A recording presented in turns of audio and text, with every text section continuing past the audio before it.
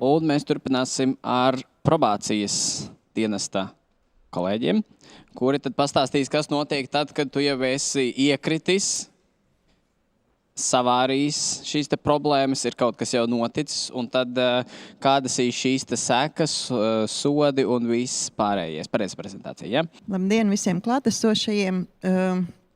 Valsts policijas pārstāvji jau pieskārās sekām un nedaudz to pastāstīja. Un mūsu valsts probācijas dienesta prezentācija ir vairāk veidota tāda, ar kuru mēs ejam uz skolām, ar kuru mēs nākam arī šeit pie jauniešiem un stāstam par to arī tieši tā kā valsts policijas pārstāvji jau izstāstīs šo te ceļu, kā tad nonāk līdz tam, ka jau ir jaunietis kļūst par valsts probācijas dienesta klientu. Tad mēs arī tā ātri, jo mūsu prezentācija ir vairāk kā tāds komiks sākotnēji, ja, un tādas tā kā schēmiņa, jo bērni, jaunieši, kuriem mēs stāstam par šīm problēmām, par šīm lietām, ir dažāda vecuma, un tad, lai tās saprotamāk, tad esam pielāgojuši savu prezentāciju. Pie prezentācijas varam atgriezties pēc tam, bet vai kāds vispār zina, kas ir probācijas dienests? Ko dara probācijas dienests? Īstenībā mēs par to priecājamies, ka neviens no klātesošiem nevar atbildēt uz šo jautājumu, jo valsts probācijas dienests strādā ar tiem jauniešiem, kuri ir nonākuši jau pret likumu, notiesāti un saņēmuši sodu. Tātad mēs saprotam, ka šeit tādu jauniešu nav, un mēs par to priecājamies. Jo, ja citur saka, kad mēs gaidām klientus, tad probācijas dienestā mēs priecājamies, ka mums ir mazāk klienti, sevišķi jaunieši. Un, jā, tātad schēmas, jā, ko jau arī valsts policija pieskārās, tātad kā es kļūstu, kā jaunietis kļūst par naudas mūli, kā iesaistās, tātad ātri nopelnīt, ātri izdarīt, saņemt kaut kādu procentu, kaut ko nedomāju. Tātad man dod jau konkrētas norādes, kas ir jādara, lai es pats nopelnīt un palīdzētu varbūt kādam tikt pie naudas. Tātad pārskaitīto naudu izņem no konta, nodod tālāk, saņem par to samaksu. Nelielu. Jaunietis iedod savus bankas datus, noziedzīgs pārskait naudu uz viņu kontu, tātad ļoti ātri. Nekas man īsti nav jādara. Bet kā jau valsts policijas pārstāvji ir teicis, par to iestājas krimināla atbildība. Par noziedzīgi iegūt līdzekļu legalizēšanu ir noteikti krimināla likuma 195. pantā, kas paredz, ka personai var tikt piemērots naudas sods, sabiedriskais darbs, mans konfiskācija, probācijas uzraudzība, kā arī brīvības atņemšana līdz 12 gadiem. Jā, tad mēs varbūt arī vairāk pastāstīsim par to, kas tad notiek, kad jaunietim tiek piemērots sods, probācijas uzraudzība vai sabiedriskais darbs. Ja, jo tās ir tās divas funkcijas arī, ar kurām tad mēs strādājam. Un es došu vārdu varbūt kolēģiem, tad izstāstiet reālos gadījumus, kad mēs arī esam saņēmuši šādus te tiesas spriedumus par to, ka jaunieši ir iesaistījušies nelegālas naudas apritē. Jā, labdien! Var pastāstīt, ka manā darba pieredzē arī ir vairāk gadījumi, kad ir jaunietis nonācis valsts probācijas dienestā pēc prokurora sprieduma vai tiesas lēmumu par šādām darbībām un ir saņēmis sodu. Smagākais, ko redzot šo jaunieti, ir saprast, ka viņš tiešām ir gan upuris, gan noziedznieks vienlaicīgi. Jo ir jāsadzīvo ar tā nodarījuma sekām, ir jāsadzīvo ar to, ka tu neesi bijis apzinīgs, neesi izvērtējis savu rīcību, un ļoti bieži arī jauniešiem ir jāatmaksā milzīgas summas, kas ir apgrozītas un tās ir jāapmaksā, un tās ir vairākos tūkstošos, vairākos 11 tūkstošos, kur jauns cilvēks stāv tā kā uz nezināmā sliekšņa, jo viņš nezina, kā kā viņš dzīvē ar to sadzīvos, jo parāds ir jāatmaksā, no tā arī nekur neizbēgs, tas nonāk pie tiesas izpildītājiem. Un, principā, sava dzīve ir jānoliek uz pauzes, kamēr tiek atrisināts problēmas un sots tā kā izpildīts. Vēl kaut ko vēl var pastāstīt? Es tad pastāstīšu par vienu reālu gadījumu. Paturi, lūdzu. Esmu tagad lietas vadītāja vienam jaunietim, kurš savulaik, izmantojot Vācijas bankas tādu akciju, atvērt kontu, par to saņemot 50 eiro. Jaunietis atvēris kontu, lejupielādējis telefonā šīs bankas to aplikāciju, saņēmis 50 eiro un mierīgi dzīvojis tālāk, aizmirstot par šo bankas kontu. E-pastā viņš gan arī saņēma no bankas vairākas vēstules, bet vēstules bija vācu valodā. Vācu valodu viņš neprata un nepievērsa tam īpašu vērību.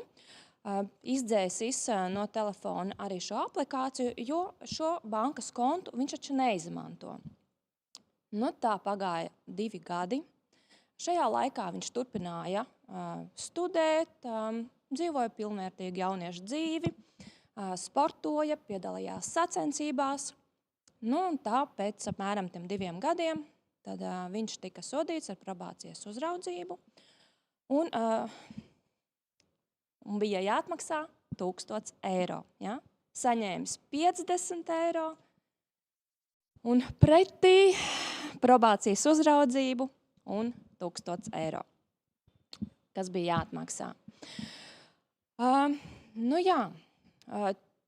Tagad viņš ir pabeidzis arī universitāti, iegūst augstāko izglītību, turpina nodarboties ar sportu, piedalās sacensībās, strādā 2 darbvietās.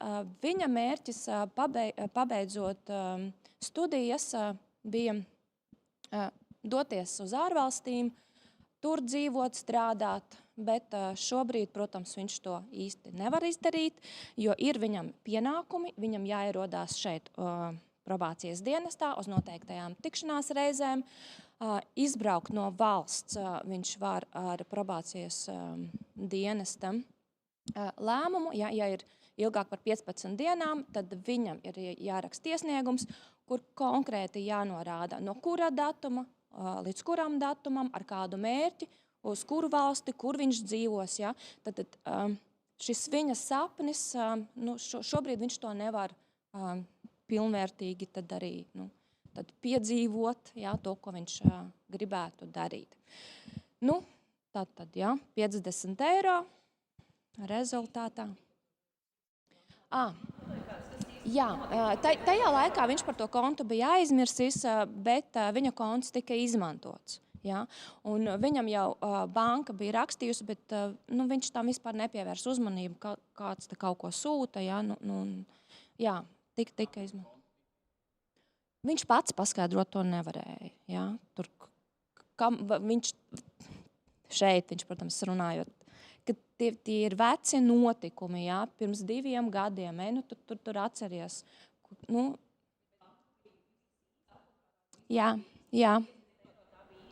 Jā, tieši tā. Jā. Bet tad tas konts tika izmantots. Tad viņš kā naudas muls rezultātā. Tādas ir tās sekas. Jā.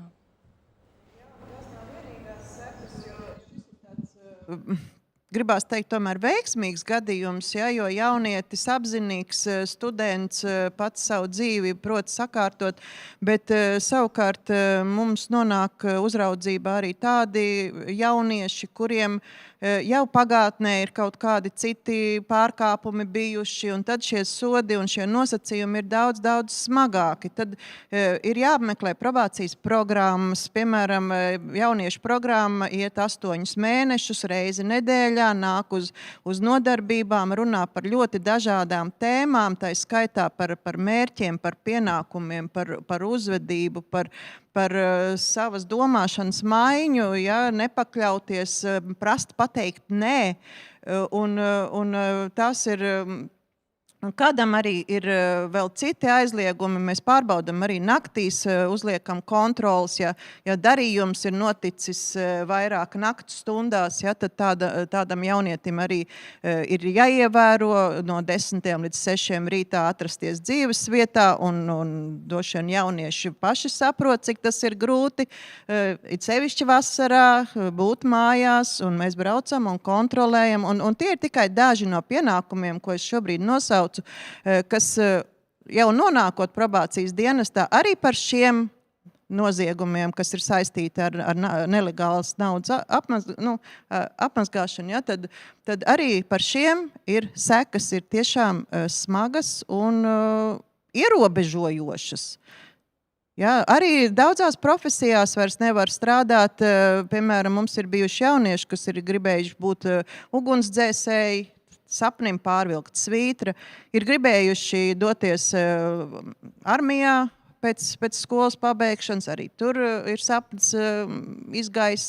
Tā kā tam visam ir ļoti, ļoti tālajošas sekas, viens neapdomīgs solis, ātra nauda un, kā saka, dzīve uz kādu laiku izdara korekcijas. Jā, mums ir arī vēl tie slaidi, kad ir arī citi panti, ja, kurus piemēro, nevienmēr tas ir tikai šis viens pants, jo tur tiek izvērtēts katrs krimināla process un arī tās atbildības un sodi tad ir dažādi.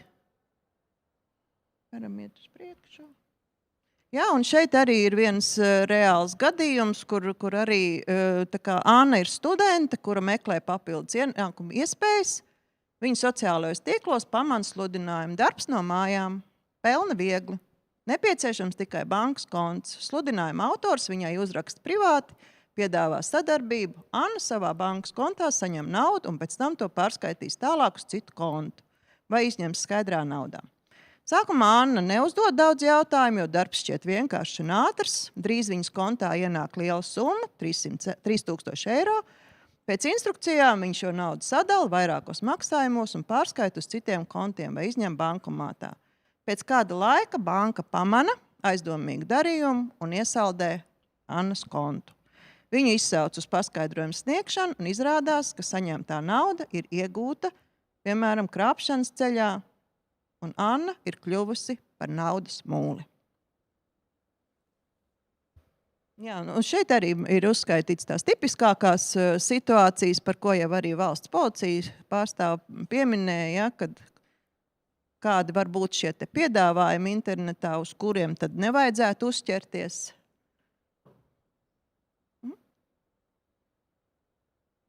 Jā, šis arī līdzīgs gadījums. 18 gadus vecs jaunietis internetā ierauga sludinājumu, kur sola 200 eiro.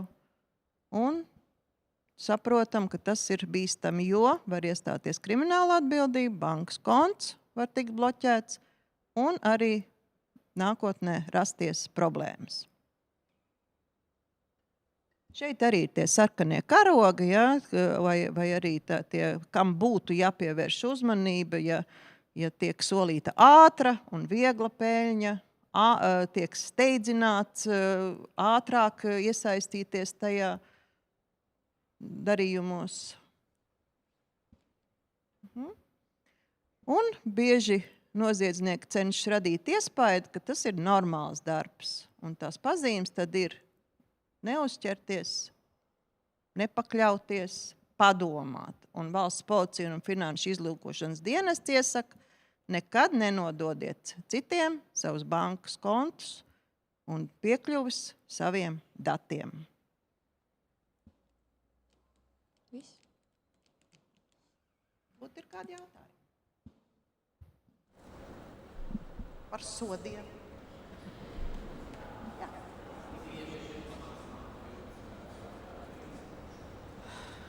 mēs saņemam tos, kuriem ir sabiedrībā izciešamais sots. Par tiem, kuriem ir brīvības atņemšana, mēs nemācēsim atbildēt. Bet varbūt valsts policijā ir kādi zināmi gadījumi, kad pēc apcietinājuma vēl ir. Tā kā mums ir sabiedrībā izciešamais sots, kurš, protams, tad, ja jaunietis neievēro kaut ko no valsts probācijas dienestā noteiktajiem pienākumiem, tad mūsu kārtība paredz, kad mēs atkārtoti brīdinam, bet arī brīdinājumi nevar būt jau neskaitāms reizes, tad mums ir jāraksta tiesai iesniegums un sots tiek aizstāts ar brīvības atņemšanu. Un arī tas jauniešiem dažreiz liekas tā, kas tur būs, neaiziešu uz programmu, neaiziešu uz probācijas dienestu, nebūšu naktī mājās, ja, nekas jau varbūt par to nebūs, bet šies te pārkāpumi var summēties un jaunietim tādā veidā tiek piemērot brīvības atņemšana.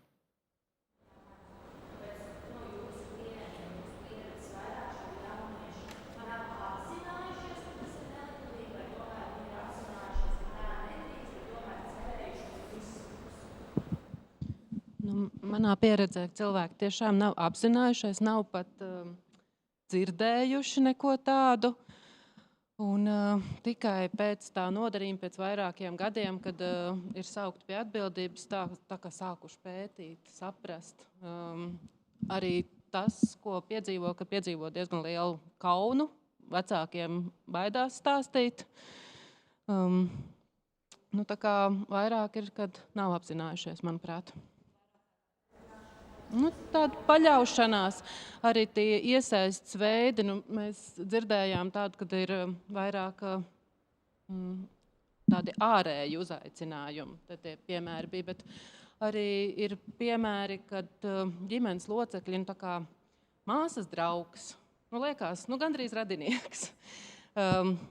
Romantiskās attiecībās arī tāds kā meitene teica, viņš ļoti gribēja savaldzināt.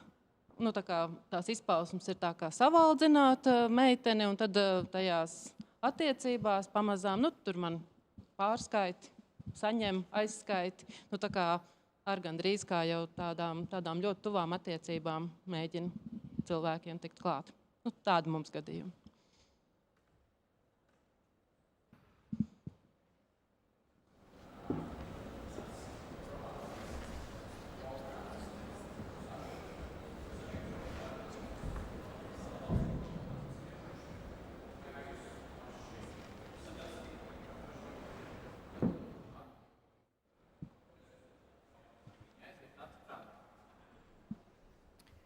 Tur ir ļoti liela atšķirība. Sabiedriskais darbs īstenībā to arī vairs nepiemēro, ja, jo tie, kas ir mums darba devēji sabiedriskā darba, arī to jūt, kad sabiedriskā darba sots tiek piemērots aizvien mazāk.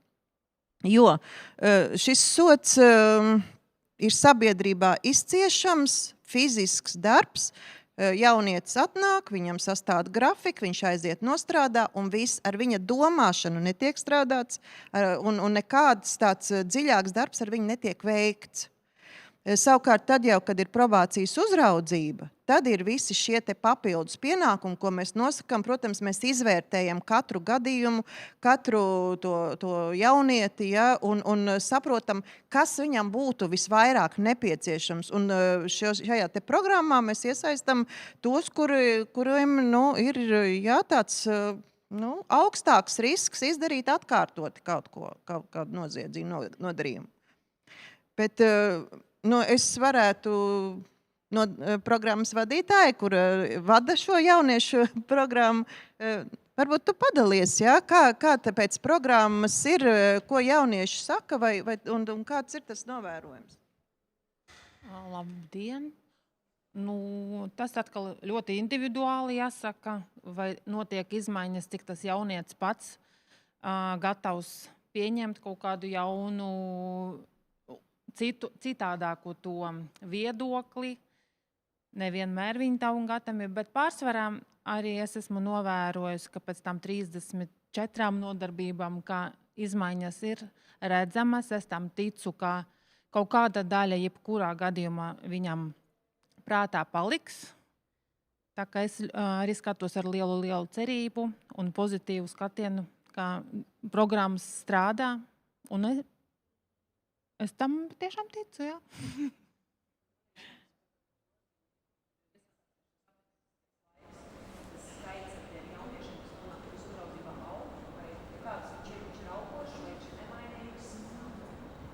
Nu, šobrīd mēs nevaram teikt, ka mums būtu daudz šādu gadījumu.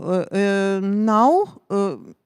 Mēs ceram, ka arī nepieaugs, bet kaut gan klausoties pēc policijas statistikas, kad ir šie gadījumi, un mēs jau tur sēžot arī teicām, mums laikam jāgaida klienti. Un, jā, nu, laiks rādīs, bet uz doto brīdi nav daudz. Jo arī, kā jau minēja arī kolēģi, šis izmeklēšanas laiks ir ļoti garš.